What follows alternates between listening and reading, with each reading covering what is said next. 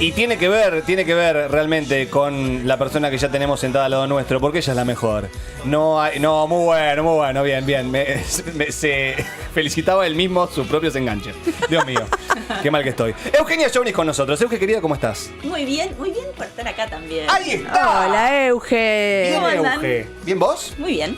¿Cómo te tratan estos calores, estos soles, estas flores? Me tratan muy bien porque son los primeros. Yo disfruto mucho del primer momento de calorcito después de que haga frío, del primer momento de fresco cuando viene haciendo mucho calor, como esos momentos de cambio en los que uno siente como un alivio de algún orden. Ahí estoy. No podemos decir lo mismo tanto Flor como yo, porque siendo tipos alérgicos, estos cambios a nosotros nos generan alegría, porque a mí me gusta el calorcito, pero Claro. viste, estoy estornudando Achus. estoy achus mal. Sí, Estoy achus. mal, Pero yo bueno, también. Culpa de las abejas que ¿Pica la polinizan. garganta? Todavía no, pero... ¿Pican los ojitos? No, todavía no. A Pero mí sí, tengo la garganta, pipa- ojitos, Mira. oídos. Lo he padecido en la infancia. ¿Ah, sí? Ah, bueno. Che, Euge, estoy ansioso de escucharte y saber por dónde iremos el día de hoy, me intriga. Bueno, traje libros. Muy bien. Bueno, me gusta Traje que traigas libros, libros. sí. Pará, hablando de libros, vamos a estar este viernes en la Feria del Libro de Almirante Brown, haciendo el programa en vivo, así que... Hermoso. Hermoso. Precioso. Bueno, quizás en la Feria del Libro de Almirante Brown esté este hermoso librito Qué que se linda la llama Es muy lindo. 99 grullas y un loro. Es un libro de Silvia Schuhart, es una autora de literatura infantil y juvenil argentina. Está ilustrado por Gaby Thierry. Y es una preciosura basado en una historia real de la que queremos hablar. ¿Cómo llegué a este libro? A ver. La verdad yo no sabía bien de qué iba a hablar en la columna Muy de bien. hoy. Bueno, está bien. Y me choqué con este libro, es un libro para chicos, y dije, ay, qué buen momento para hablar de esto, porque es la historia de un loro que vive en un barrio, al lado de una calecita que hace tiempo que ya no funciona, y que cuenta historias a otros animales y que tiene una función social dentro de esa comunidad porque es quien cuenta las historias. Me siento un poco el loro de algún modo. Sos el lorito al lado de la calecita, Euge. Soy el lorito al lado de la calecita. Y la última historia que contaba era la que todos le pedían que contara al final porque era una historia un poco triste y a todos les servía para bajar y después dormirse. A ver. Es la historia de Sadako Sasaki, una nena que existió en la vida real y que fue una de las víctimas del bombardeo en Hiroshima. Mirá cómo nos metimos ahí. Un rulito. Pasamos del loro a terrible. Bueno, Un rulito para hablar un poco de lo que fue el bombardeo de Hiroshima y de Nagasaki y las formas en las que Estados Unidos se ha construido a través del tiempo en esa potencia mundial donde todavía sigue luchando por imponer un orden mundial hegemónico a todos los países a los que puede imponérselos. Sadako Sasaki, quiero contarles primero la historia de Por esta favor. nena. Nació el 7 de enero de 1943. Cuando ella tenía 2 años, ocurrió el 6 de agosto del 45 el bombardeo en Hiroshima. Ella estaba en su casa, vivía a 17 cuadras, más o menos, del lugar donde explotó la bomba. Y salió disparada por la onda expansiva por una ventana. Cuando iban escapando multitudes, corriendo, tratando de irse a algún lugar alejado de eso que había explotado y que podían identificar así como medio al tuntún, como se podía, sentían eso que identificaron como una lluvia negra, que era como una sustancia pegajosa que era producto de la desintegración de muchos de los materiales sobre los que había impactado la bomba.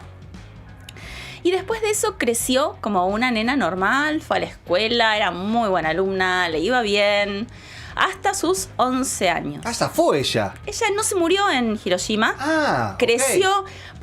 Tengo una foto de ella en marzo del 55. Ella es Sadako. Ahí tenía 11 años. Ahí tenía 11. Tenía 12 ahí, 12. pero sí. Fue un tiempito antes de morirse. Tengo fotos de ella con el hermano cuando era chiquita. Las traje, que es la siguiente. Esta es un poquito. Bueno, ese es el hermano. La chiquitita claro. es Sadako.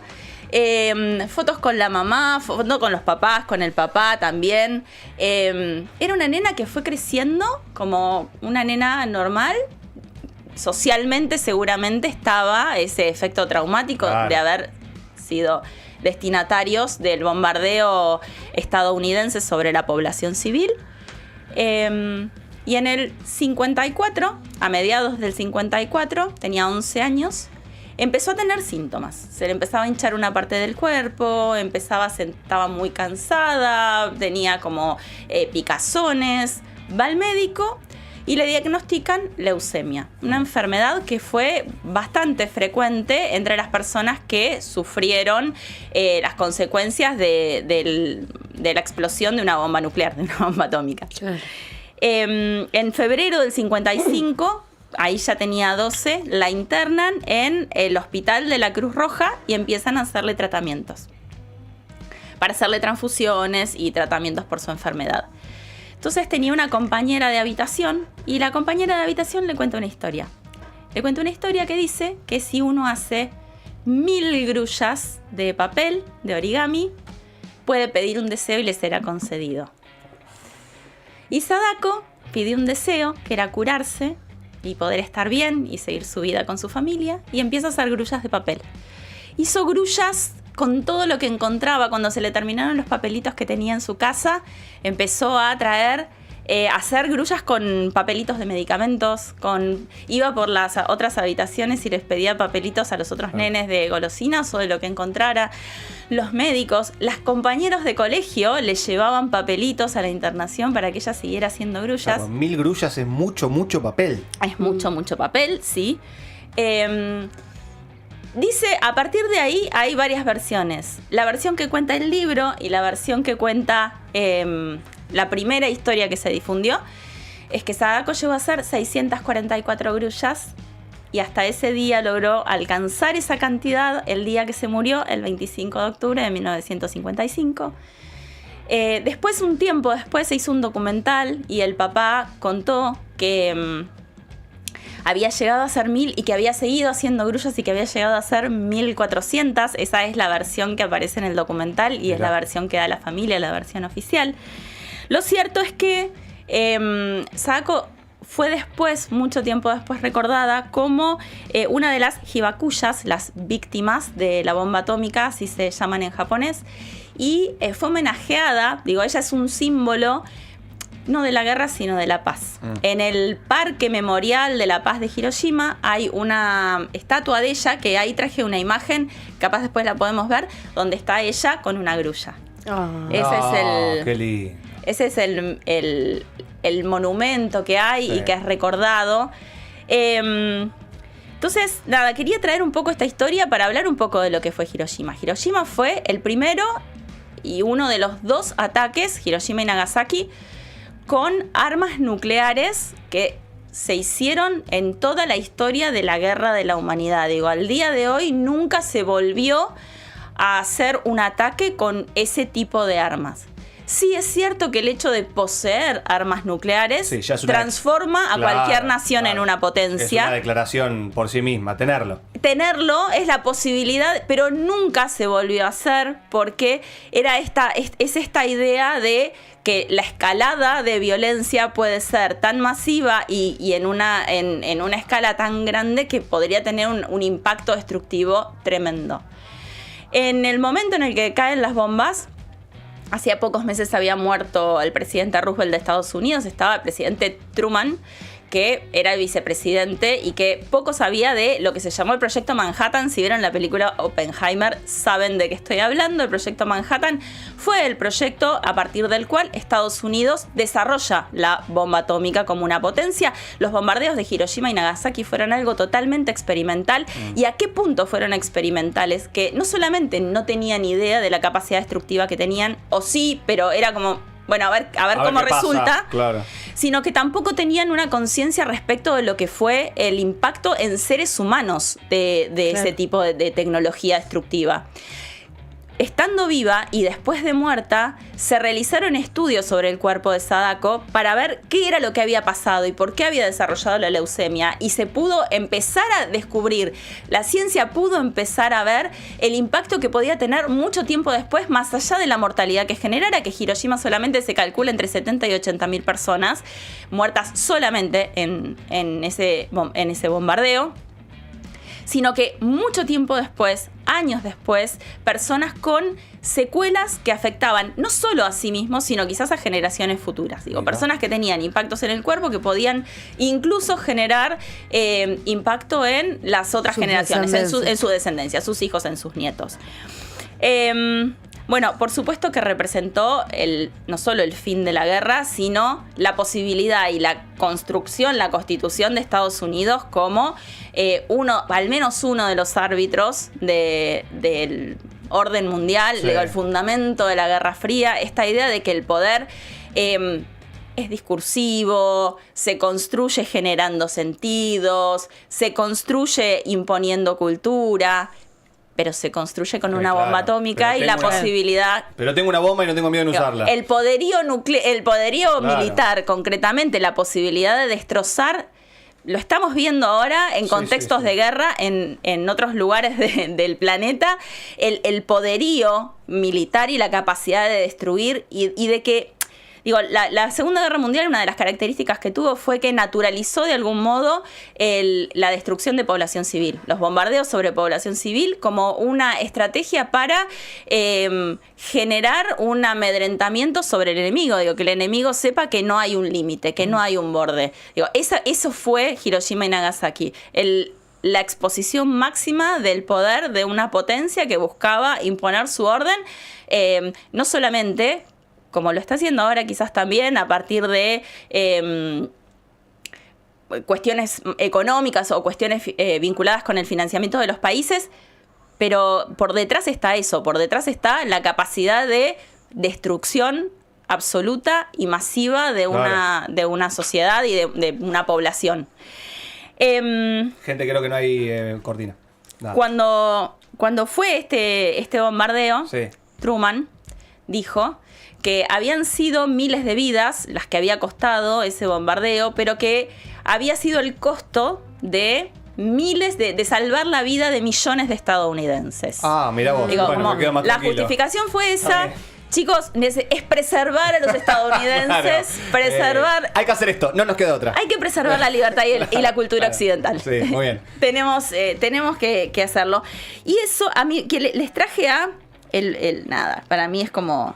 Le prendo velas a Eric Hobsbawm, un historiador británico que analizó mucho en historia del siglo XX. Recomiendo mucho leerles un libro que se les interesa la historia del siglo XX, la historia medio como universal, la historia contemporánea.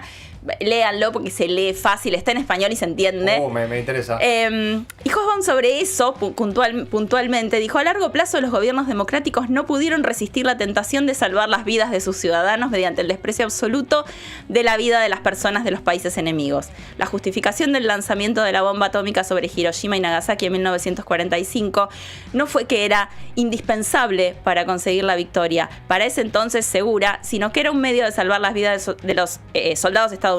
Pero es posible que uno de los argumentos que indujo a los gobernantes de Estados Unidos a adoptar la decisión fuese el deseo de impedir que su aliado, la Unión Soviética, reclamara un botín importante tras la derrota de Japón.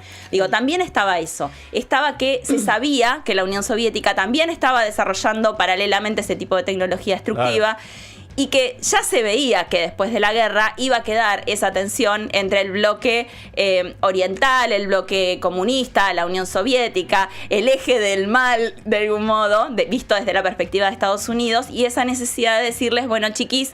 Sí, atacar primero también, de plantar la bandera primero. Hasta acá llegamos, claro, porque ya había habido un reparto en la conferencia de Potsdam de lo que era el botín de guerra, de lo que eran los territorios, pero estaba, bueno, ¿qué pasa con Japón? ¿Qué pasa con el Pacífico?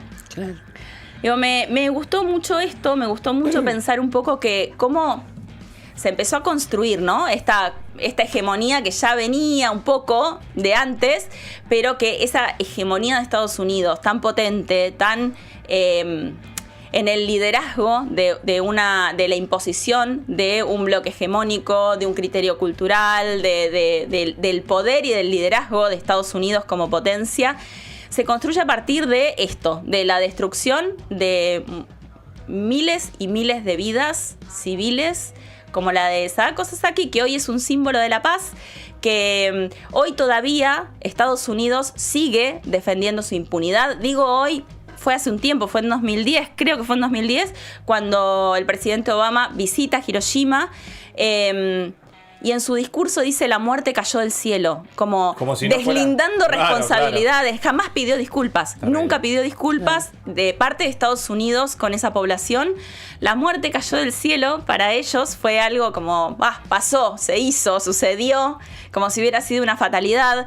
Y lo que seguimos viendo es, de una forma o de otra, la impunidad de Estados Unidos avanzando sobre poblaciones de un modo o de otro, anulando proyectos de país, pretendiendo anularlos al menos, y con esto por detrás, digo, con este poderío, y pensemos que Obama, al lado de lo que es hoy Trump, era el Che Guevara, y real que no, digo, tampoco él pudo hacerse cargo como representante institucional de una nación que había destruido 70-80 mil vidas en ese lugar, de dar una disculpa, de hacer un mea culpa, de hacer un reconocimiento en nombre de la paz. Euge, increíble, muy bueno. Lo único Y que por me dejó... supuesto- No, hermoso. No, ella es terrible. Aprendí a hacer grullas ayer. ¿En serio? Sí, me las olvidé en casa, así que hoy me puse en un barcito a hacerles con papel de cuaderno esas grullas para ustedes. Escúchame, primero que nada, gracias, sos una tierna total. Mal. Segundo, te quedan 998. Me quedan 998. Así que Tengo va dos bien. más en casa. Ok, 996. Y Gracias, Euge. muchas gracias. Me quedé pensando en si el lorito usaba esta historia para que se tranquilicen y se vayan a dormir. No sé si habrá funcionado, porque una No, historia... le funcionaba, dormían. dormían, Ok, ok. descansaban. Ok. Me encantó. Qué lindo. Y además que... ¿Cómo haces esto? Yo no sé cómo se hace una grulla. Es muy No, y difícil. además aprendió ayer para la columna. O sea, Sí. Reina, total. ¿Esta es muy difícil hacer esto? Porque me suena que es muy difícil. No es difícil, hace falta estar un rato tranquilo y concentrado. Cosa que hoy en día nadie tiene. No, pero Listo. está bueno por eso. O sea, si está medio sacado un día, te pones el tutorial de YouTube, porque lo aprendí en un tutorial de YouTube. Siempre hay un tutorial de YouTube que te explica todo. Creo que podría ser un puente en algún lado, tipo Sí, ingeniero sí, civil, sí. no me importa nada, hago un puente con un tutorial Con un de YouTube. Y es un ratito de, y es por acá, y es por acá, y el papel tiene que ser cuadrado. Eso es lo Ok. más importante. Ah, La ok. base es cuadrada, porque si no, después te empieza a chingar lados. Lo que te debe desestresar hacer esto. Pero está re bueno, sí. A mí me gustó mucho. Sí. Gracias, Euge. Gracias, Ustedes. No, Euge. divina. Bueno, gente, con esta grulla y con la gran historia de Euge, nos vamos a ir a una tanda y ya en unos minutos volvemos. ¡Ay, qué tierra, qué tierra!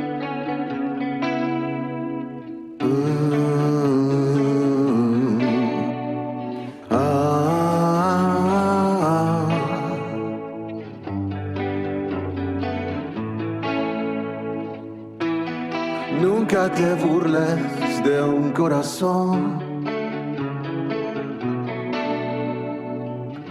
Esa es la advertencia en el agua y en el viento.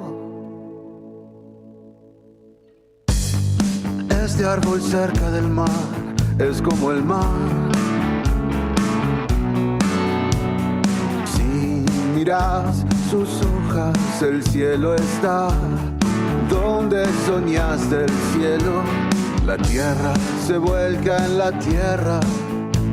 El tiempo se vacía de tiempo. Se confunde con el viento. Nunca te burles de un corazón.